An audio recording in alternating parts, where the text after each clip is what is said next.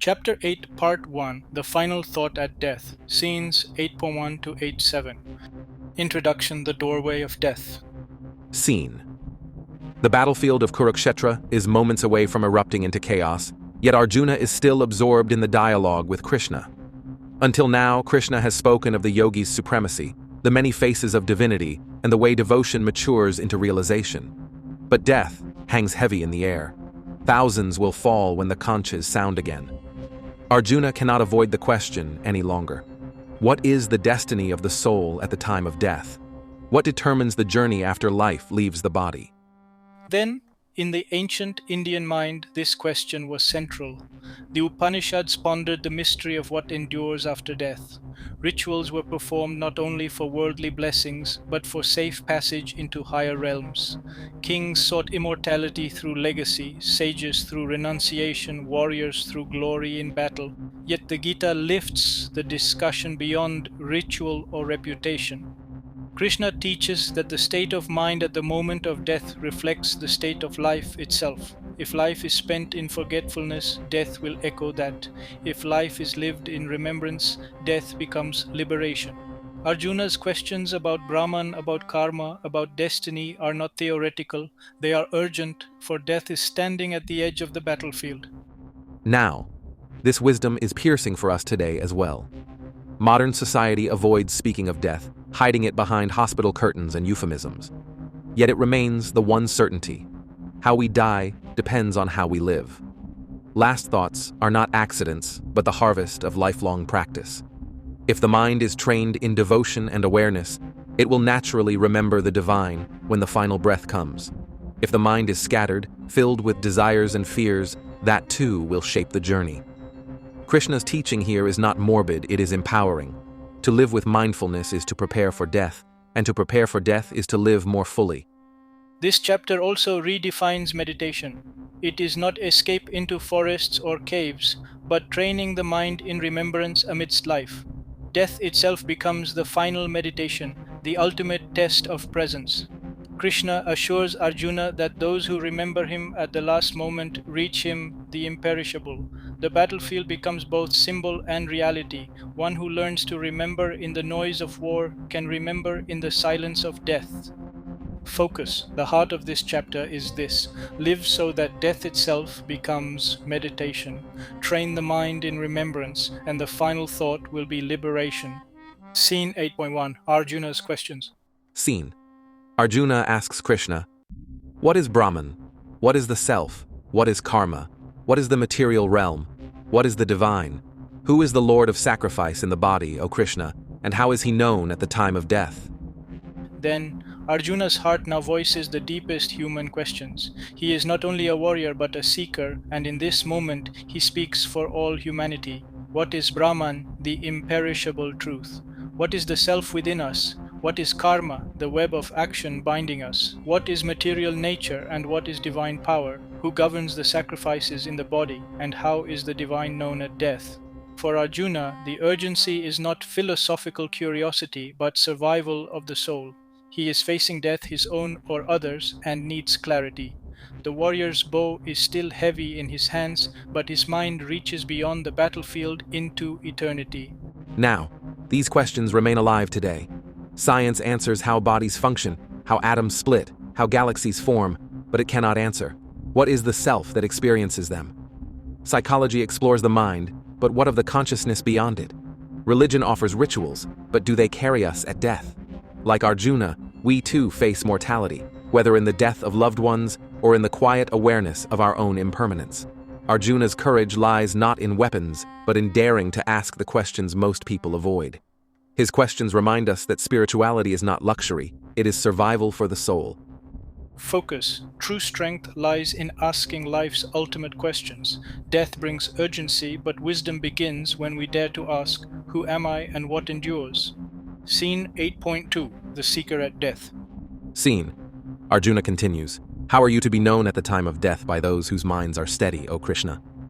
Then the focus sharpens.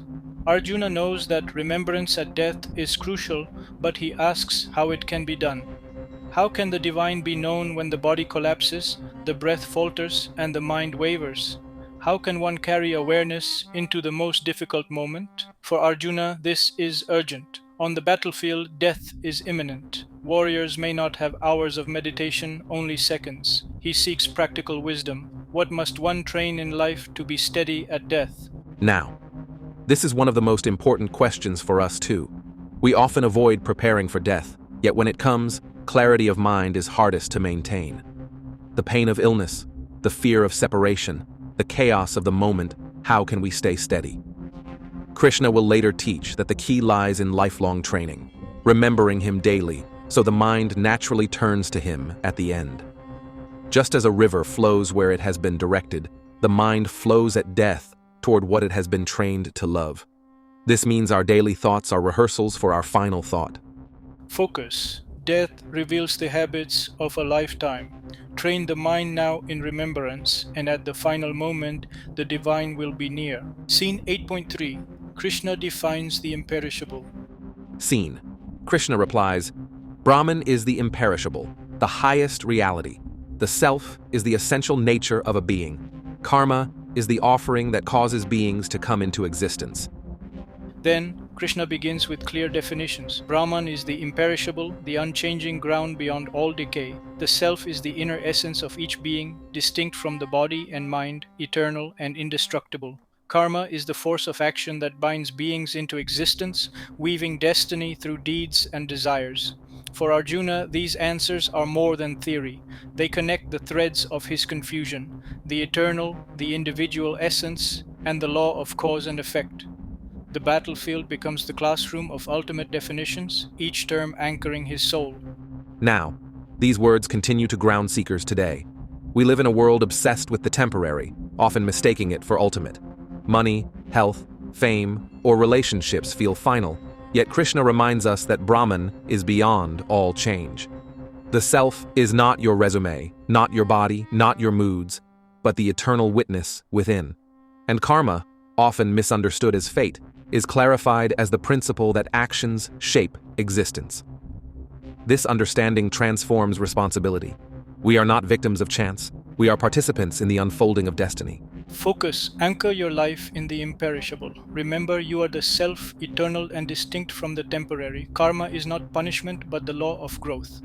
Scene 8.4. The field of perishable existence. Scene. Krishna continues. Adhibhuta is the perishable existence, the realm of matter. Adhidaiva is the cosmic spirit, the guiding intelligence. Adhyajna is myself, present in the body, O best of men. Then, Krishna expands the vision. Adhibhuta refers to the material world, ever-changing and perishable. Adhidaiva points to the divine principle governing the cosmos, the higher intelligence behind nature's laws. Adhyajna, the lord of sacrifice within the body, is Krishna himself, dwelling in every being as witness and sustainer. For Arjuna, this links the cosmic with the personal. The perishable battlefield, the divine forces guiding destiny, and the presence of Krishna within all are woven together. The war is not only external but cosmic sacrifice, with Krishna at its heart. Now, these categories help us reinterpret life.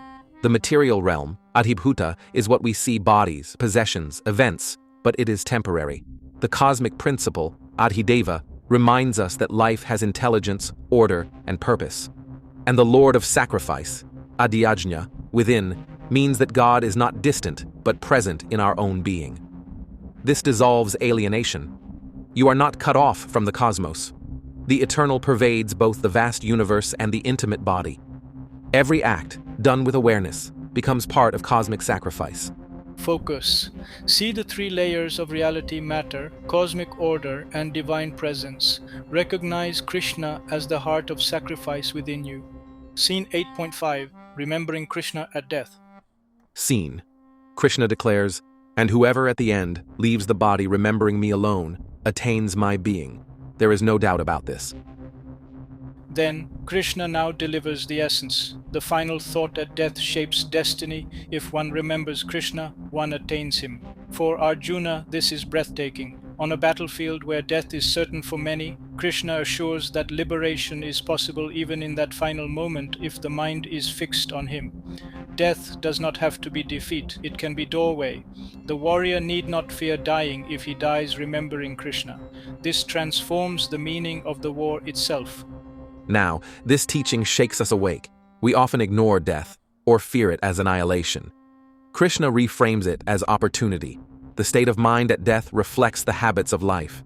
If your life has been filled with remembrance, gratitude, and awareness of the divine, your final thought will naturally rest in him. If your life is scattered, final thoughts may be confused. Death is not random, it is the harvest of living. This gives immense dignity to spiritual practice. Every prayer, every meditation, every act of devotion is rehearsal for the final moment. Focus, live so that remembrance of Krishna becomes natural. Then at death you will not struggle, you will flow into him. Death is not end but union for the devoted. Scene 8.6. As you remember, so you become. Scene. Krishna teaches, whatever state of being one remembers at the time of death, that state he attains, O son of Kunti, always conforming to it. Then Krishna universalizes the law. Death is not random, it reflects life. Whatever fills the mind at the last breath becomes the seed of the next state of existence. If one dies thinking of wealth, one is drawn toward birth that chases wealth. If one dies in fear, fear colors the journey. If one dies in remembrance of Krishna, liberation is assured. For Arjuna, this is stunning. His battlefield becomes not only a place of destruction, but a crucible where final thoughts determine eternal direction. Now, this truth reshapes our lives. We often imagine that death will suddenly grant clarity, but Krishna insists that the final moment reflects lifelong habits. The mind flows where it has been trained to flow. If daily life is filled with anger, greed, or distraction, death will mirror that. If it is filled with love, surrender, and remembrance, death will echo that too. This is not a threat, but empowerment. Every thought is training. Every act of mindfulness, every remembrance of the divine is practice for the final hour. Focus. What you remember at death you become. Train the mind now, and your final thought will carry you to freedom. Scene 8.7. Always remember me. Scene. Krishna commands, therefore, at all times, remember me and fight. With your mind and intellect fixed on me, you will surely come to me. Then Krishna now makes the teaching practical. The secret of death is not waiting until death, but living in remembrance always. Arjuna is told to fight, but with mind fixed on Krishna. Action and remembrance are not opposites, they are integrated. For Arjuna, this lifts the burden of choice. He need not abandon battle for spirituality. By remembering Krishna in action, he sanctifies duty and ensures liberation. Now, this teaching dissolves the false divide between sacred and secular. Many of us think devotion means retreating from work, family, or struggle. Krishna says, do your work, but remember me. Cook, teach, serve, lead, create, but with awareness of the divine. This transforms action from bondage into liberation. In modern terms, it means mindfulness not only on the meditation cushion, but in traffic, meetings, chores, and crises. Life itself becomes yoga when mind rests in Krishna. Focus. Remember Krishna in all you do. Spirituality is not escape from action, but awareness in action. Live this way, and at death you will surely reach him. Closing summary, the final thought at death. Scene. The air of Kurukshetra trembles with tension, yet Krishna leads Arjuna into the deepest mystery, the destiny of the soul at death. The battlefield becomes classroom of immortality. Then, Arjuna begins with urgent questions. Scenes 8.1, 8.2. What is Brahman, the imperishable? What is the self? What is karma? Who rules sacrifice in the body? And how is the divine known at death? Krishna answers with clarity. Brahman is the imperishable reality, the self is the eternal essence within, karma is the law of action shaping birth, and adhibhuta, adhidaiva, and adhyajna describe the perishable world, cosmic principle, and Krishna himself as the indwelling Lord, scenes 8.3, 8.4. Then Krishna gives the heart of the teaching. At death, the mind flows where it has been trained. Whoever remembers him attains him, scene 8.5. Whatever state one remembers at death, that state one attains, scene 8.6. Therefore, the practice is simple but profound. Remember Krishna always, even in action, and you will surely reach him, scene 8.7. For Arjuna, this transforms everything. The battle need not be an obstacle, but an arena of remembrance. Death is not defeat, but doorway, if the final thought is Krishna. Now, these teachings pierce into our modern lives. We avoid death, yet it is inevitable. Krishna reframes it as the harvest of life. Last thoughts are not accidents, but the fruit of daily habits. If we live scattered, fearful, or greedy, our final thought will reflect that. If we live with devotion, mindfulness, and surrender, the final moment becomes liberation. This also transforms how we see spirituality. It is not limited to rituals or retreats. It is remembering Krishna always in joy and struggle, in work and rest. Every action can be infused with remembrance. Cooking, teaching, leading, serving, or even fighting battles of modern life can be yoga when done with awareness. This makes devotion practical and universal. Krishna also heals the fear of death. By teaching that remembrance at the final hour leads to him, he turns death from terror into transition. The end of the body is not the end of the self. The final thought is not loss, but gateway. This brings courage to live fully and consciously. Focus. The essence of Chapter 8, Part 1 is this: death reflects life. Train the mind now, and the final thought will be liberation. Remember Krishna always, in action and in stillness, and you will surely reach him. Live so that death itself becomes meditation.